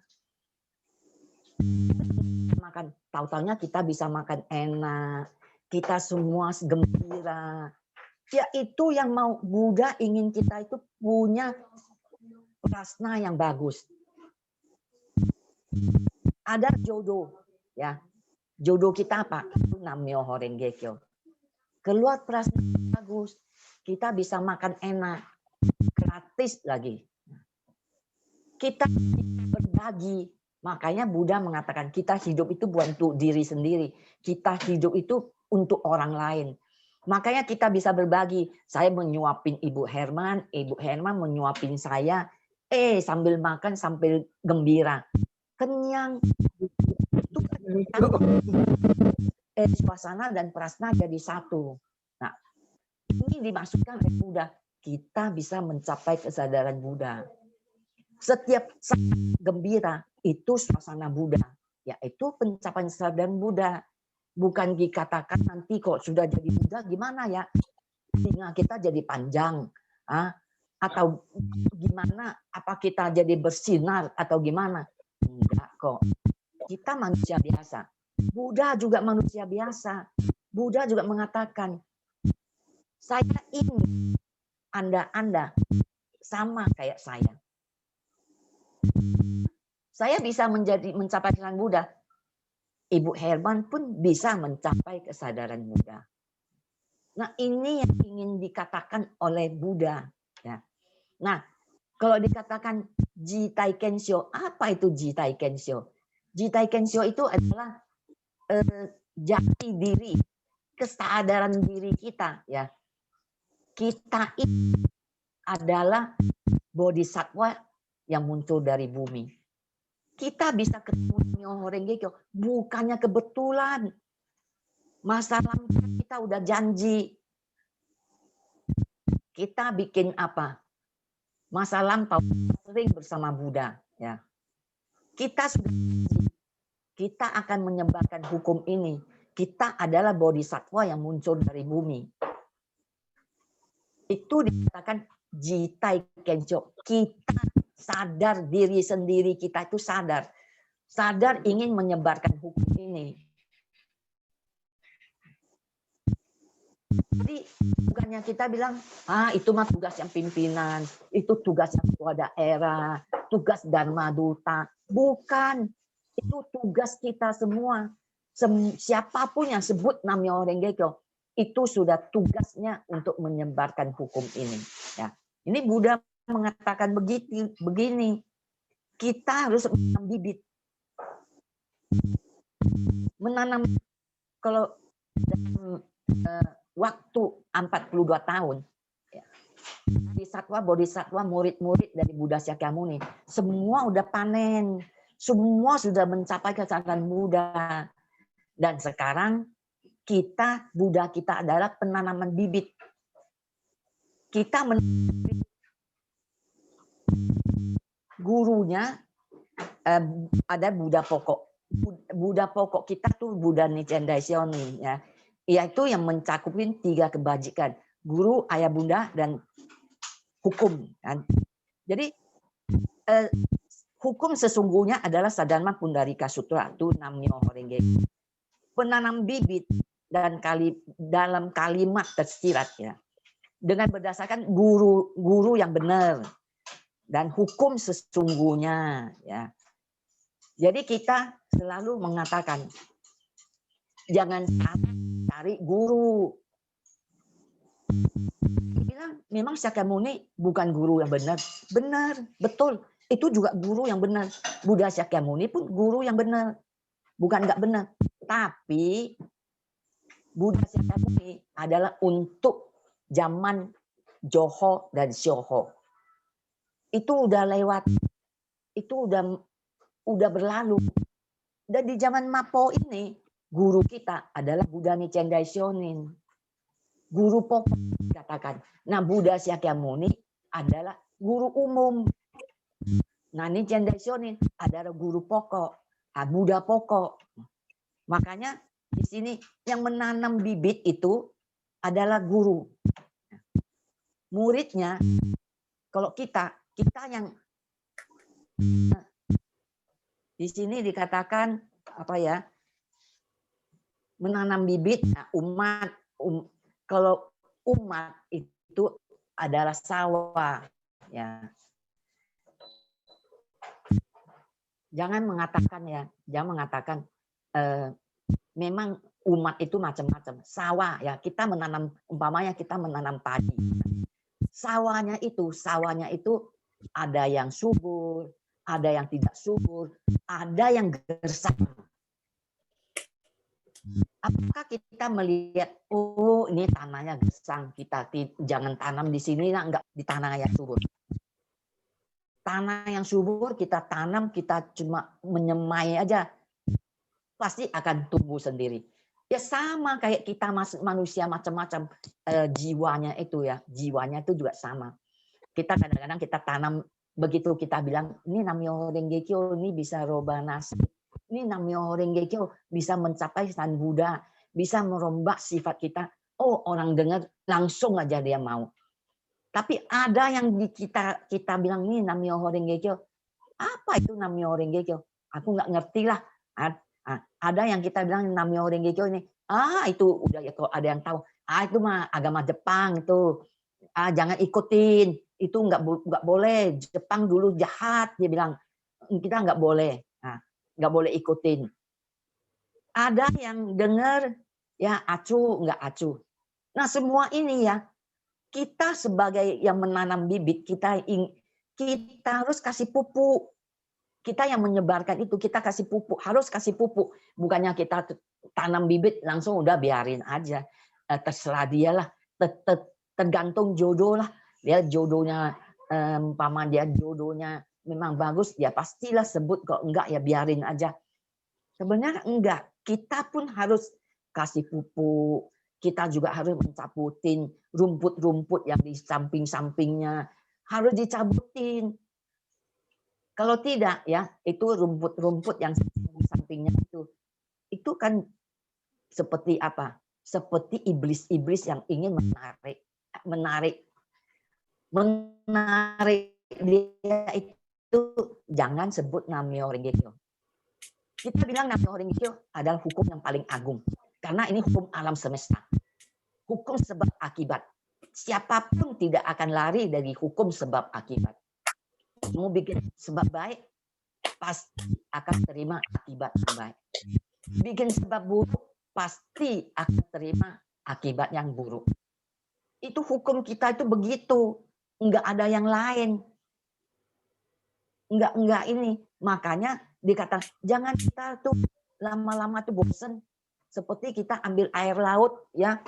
Kita udah ambil air di lautan, kita bawa pulang di rumah. Tapi kita enggak mengapa air ini tidak digunakan, ya kita taruh aja. Lama-lama kita mikir, ini air laut ini mungkin enggak ada gunanya. Kita ingin mengambil lagi dari lautan yang lain. Ya seperti itu, ingin mencari guru yang lain. Makanya kita butuh apa? Butuh belajar Shin-Gyogaku.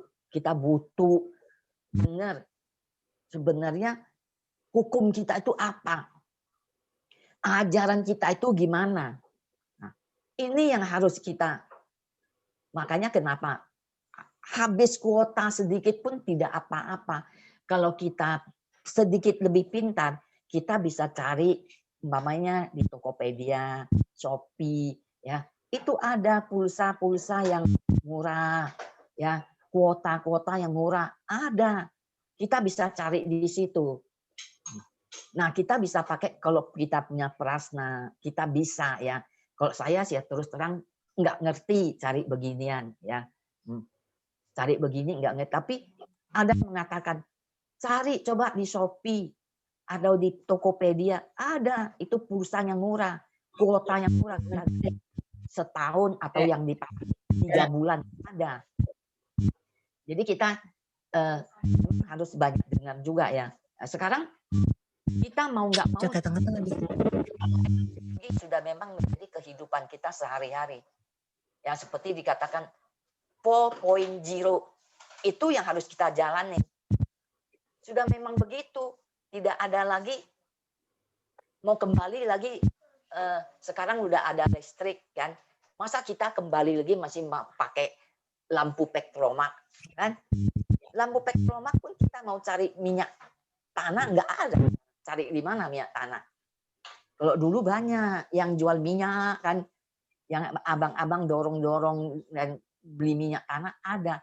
Sekarang nggak ada. Jadi kita juga harus ikutin ini teknologi canggih begini. Yang nggak bisa, mungkin cucu kita pasti bisa. Anak kita pasti bisa. Diminta bantuan lah kita mau nggak mau. Saya juga sering minta bantuan sama cucu saya. Kan. Ini mau ini gimana ini? Ini mau gimana? Nah, ya lagi angin baik ya diajarin. Lagi angin baik, nggak baik ya nanti aja. Lagi sibuk ya. Nah, begitu. Sekolah aja sekarang di rumah. Nah, bisa. Nah ini yang sering dikatakan oleh Ibu Agustin. Kita ini pertemuan di antariksa. Sekolah di antariksa. Di udara kita sekolah. Sekolah anak-anak, sekolah di udara. Kita pertemuan di udara. Ini dulu 3.000 tahun yang lalu pun Buddha Shakyamuni sudah melamarkan ini akan terjadi. Nah, pesawat bisa terbang, besi yang bisa besi yang begitu berat bisa terbang. Coba bayangin kan, kita bisa bermain-main di awan. Itu kita naik pesawat terbang kan kita lihat awan gitu. Itu seperti yang dikatakan Buddha Shakyamuni akan ada hari ini. Jadi kita jangan bosen-bosennya tuh belajar kita. Apa itu suasana? Itulah suasana kita sekarang begini. Nah, kita harus punya prasna untuk tetap ikutin ini belajar. Kalau kita nggak belajar, ya kita akan ketinggalan. Kalau bagi kita yang umurnya ya seperti Ibu Herman, saya, Pak Letemea, ya mungkin juga Pak Aloy lah. Nah, kok kita dulu pakai mesin tap kan, bikin surat kan tik tek gitu kan, mesin tap. Dulu kita pakai begini. Sekarang pakainya langsung ngetap itu langsung keluar, nggak usah pakai kertas, tapi sudah bisa ada di dalam laptop apa atau di HP. Kita juga harus belajar. Udah mau nggak mau nih, zamannya zaman Mapo ini. Nah, hukum kita ini tepat guna, tepat waktu. Nam-myoho Renge Kyo itu tepat guna, tepat waktu. Jadi kita nggak bisa lagi balik bilang, Theravada lebih enak. Amitabha bisa lebih, kalau kita ngomong begini, yang dulu yang Amitabha, dia nggak mau kita ngomong sampai gimana, nggak, dia bilang itu agama Jepang. Kita bilang nih Nam-myoho Renge Kyo ini enggak, itu Jepang. Mereka lebih percaya Amitabha. Padahal tuh waktu udah lewat. Amitabha pun nggak ada, Budanya siapapun nggak ada, nggak tahu siapa. Udah lewat waktunya. Waktu zaman Mapo ini ya Nam-myoho Renge Kyo. Yang dikatakan hukum yang tepat waktu, tepat guna. Myo apa? Tadi udah dijelaskan oleh Pak Letemea. Myo itu apa? Myo itu gaib. Myo itu hidup kembali. Myo itu bulat sempurna. Kita harus percaya kita yang ada ini dalam lingkungan kita sendiri ini, dalam komunitas NSI sendiri, kita harus percaya kalau Nam-myoho Renge Kyo itulah hukum yang paling agung yang bisa membuka jiwa Buddha kita. Myo itu apa? Gaib kan? Bisa membuka. Buka apa? Membuka jiwa Buddha. Sose, hidup kembali. Harus percaya. Jangan enggak percaya. Kalau enggak percaya, 10 jam kita Nam-myoho Renge Kyo juga enggak ada gunanya. Benar. Harus percaya. Sungguh hati. Kita enggak butuh bilang harus kaya raya. Enggak. Tapi hidup cukup dan pas-pasan pun itu udah pas. Kalau kita mau beli mobil, pas ada duit. Kita mau beli rumah, pas ada duit. Kita mau keluar negeri jalan-jalan, pas ada duit. Itu pas-pasan begitu. Itu Nam-myoho Renge Kyo. Enggak usah kaya-kaya raya kok. Tapi pas-pasan mau apa aja pas ada duit. Yang penting apa? Sehat. Ya, kalau kita lihat sekarang air di mana-mana. Ya. Jakarta banjir, di Medan banjir. Hari ini Medan banjir besar ya. Di Tebing Tinggi banjir besar. Banjir sampai ke kota, sampai masuk ke toko-toko. Nah, di Medan banjir besar, masuk ke toko-toko semua. Nah, Jakarta ini musim hujan, ya juga hati-hati. Ya. Nah, karena banjir gini saya telepon, tanya-tanya, banjir nggak?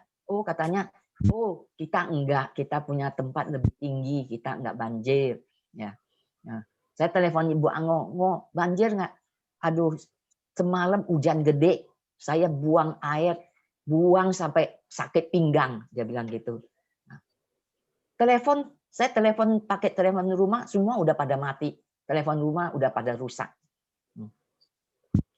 Jadi saya bilang ini ya lagi pandemi, saya bilang sama umat Medan, ya kita juga hati-hatilah ya.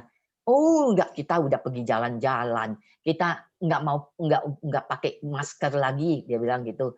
Soalnya ngap kalau pakai masker. Saya bilang jangan begitu, kita pun mesti jaga.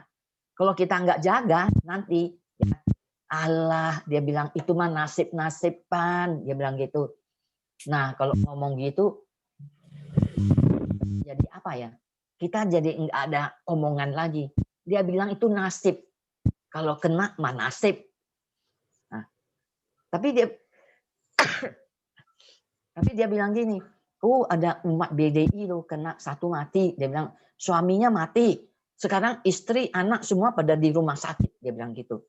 Satu keluarga semua kena. Makanya saya bilang hati-hati. Jangan bilang ini nggak ada.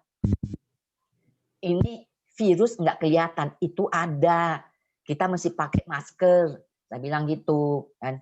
Malah bilang itu mah udah nasib ya. Bukan nasib kalau begini. Kita diajarin kewaspadaan ya, kewaspadaan untuk mencapai kebesaran Buddha. Kalau kita mati, apa kita bisa mencapai kebesaran Buddha? Kita nggak bisa mencapai kebesaran Buddha karena kita udah mati. Jadi kita semua itu pun dikatakan belajar hukum, hati-hati. Hukum yang mana? Jangan kita juga jangan ketemu orang yang ngomongnya ya. Kalau dikatakan nih mulut ya mulut masuk, kalau yang masuk sebenarnya hati-hati juga. Makan kebanyakan, makan yang apa, kita bisa kolesterol. Kalau keluar mulut yang dari mulut kita keluar, itu lebih hati-hati lagi. Jangan kita bikin itu hoax lah, bikin kata-kata yang memfitnah lah. Kan kalau kita nah Gonson nggak ada kekuatan kan. Sering kita difitnah. Makanya kita semua itu belajar hukum, belajar Gosyo pun hati-hati. Gurunya siapa? Kita hati-hati juga.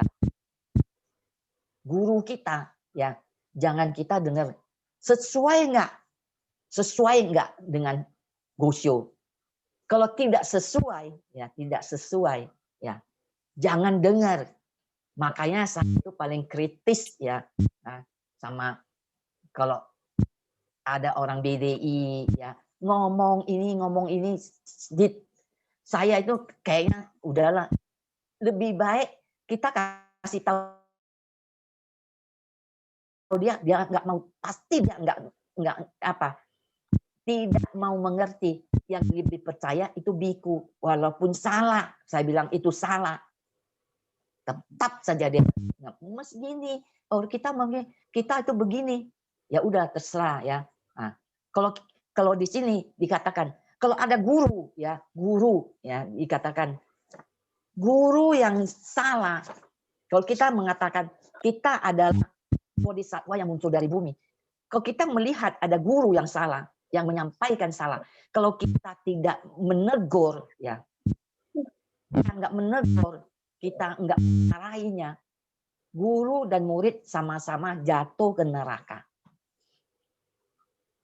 Kita nggak negor, nggak biarin lah, itu mah urusan dia.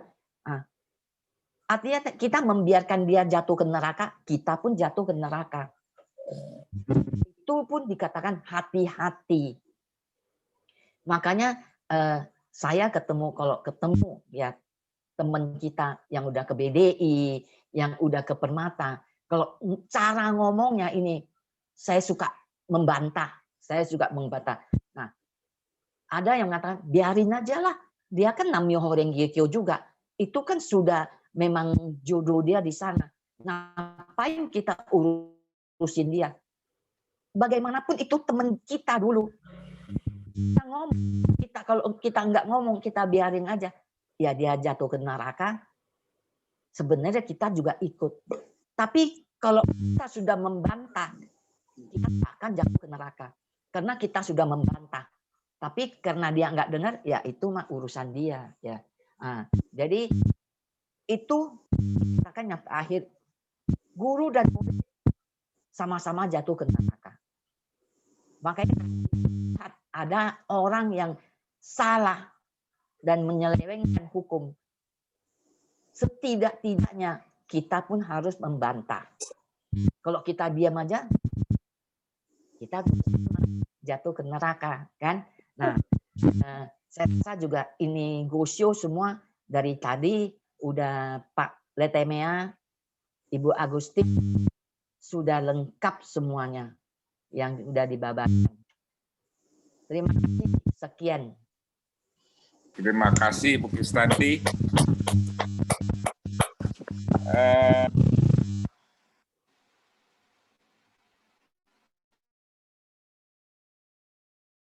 Hari Minggu ya, tanggal 6 ada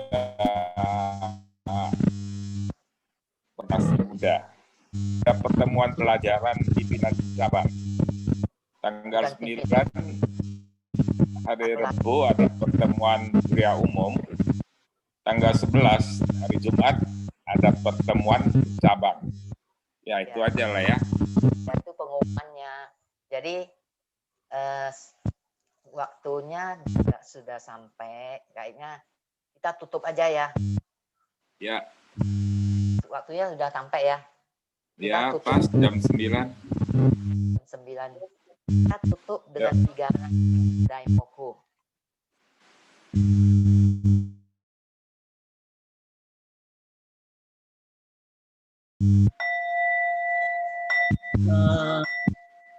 Namyo Renge Kyo.